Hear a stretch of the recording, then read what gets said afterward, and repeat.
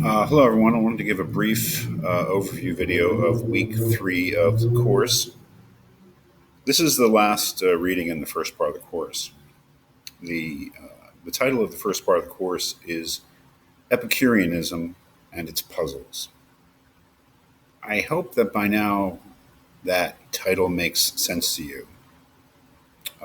First of all, I hope that you know what I mean by Epicureanism. In a course on death, Epicurean or Epicureanism or the Epicurean view means something much more specific than it does in general. An Epicurean, in general, is a hedonist, someone who thinks that the purpose of life is to maximize pleasure, which is certainly what Epicurus thought. But in this course, Epicurean or Epicureanism really means a certain theory of death, Epicurus's theory of death. So I hope you know that makes sense. And the second thing I hope makes sense is the puzzles.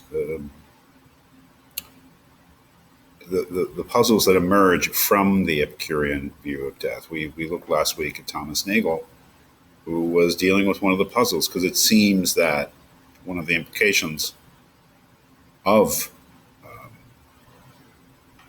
Epicurus's theory of death is that death is not a bad for the one who dies, which is a strange thing to think.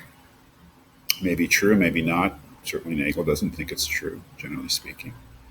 It's one of the puzzles. This week we're looking at a similar, but I would say distinct puzzle. And that's the puzzle of the asymmetry problem that emerges from the Epicurean view of death. And what is the asymmetry problem? I'm open here to the list of videos for this week. First video is simply an explanation of that. I don't think I really refer much to or at all. I can't remember. It's a couple of years old, but it's my best word on this subject. I'm sure I couldn't do better. It's just my best attempt to explain what the asymmetry problem is, and that is necessary in order to understand what's going on in Bruckner and Fisher's essay. They explain it as well. I thought to supplement that, I would try to give my best attempt at a clear explanation of it. So when you're going through this reading, make sure that at a certain point you really grasp what is meant by the asymmetry problem.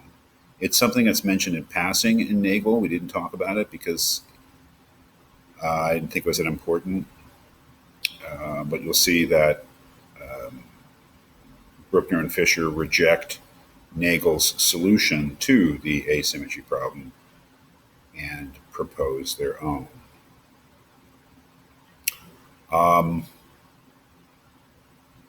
Yes. So I think this winds up the first part of the course, the sort of Epicurean specific or Epicurean centered part of the course. It introduces a number of very interesting elements into thinking about death. And I would say that it despite the specificity and difficulty of the essay, it really does open things up. And that's because it really introduces the importance of time. Nagel certainly said, oh, everything has to do with time, but it didn't really pay off on that.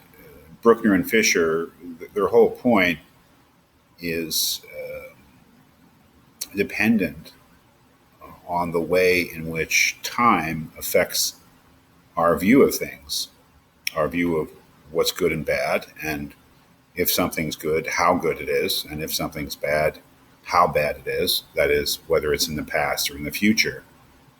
And this ends up having a decisive impact for them on how we view the badness of death. Ultimately, the solution to the asymmetry problem means justifying our notion, our intuition that death is bad in a way that our non-existence before birth was not. There's no reason to go into specifics. That's what I do in the essay. But it's more or less where we are. And I promise you that, I mean, I think the first part of this course is is really my favorite part, insofar as it opens up some really interesting philosophical questions. On the other hand, I understand that it's kind of narrow. I promise you that as we move into the second part of the course, which is called the meaning of mortality, things will open up, I think, quite a bit.